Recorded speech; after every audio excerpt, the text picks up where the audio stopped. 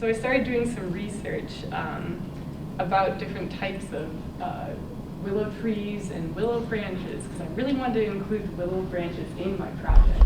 There's two stages that I did with soaking the willow branches in water. First was in a rain gutter, and I'd close the ends off.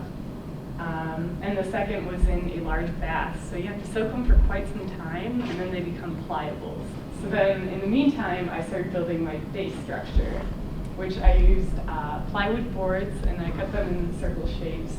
I had to screw them together and glue them together.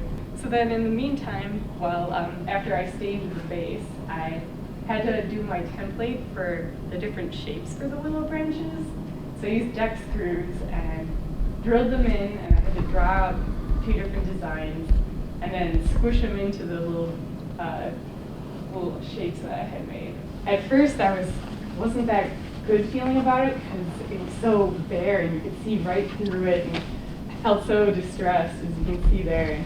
But after I started adding more, I felt better about it, and there it looks a little bit better. It wasn't quite there yet though. And I decided to go a traditional route by doing black ink with watercolor on rice paper. I think it has a little bit of delicateness to it. So there's 8 of them that I had to print. They take almost an hour and a half each to print. So I found this material a long time ago, a few years ago, in the ceramics room actually. It was a cardboard packing stuffer, the stretchy stuff you see there, and just had this cool body and this life to it, and I thought it would be perfect to add into the tree.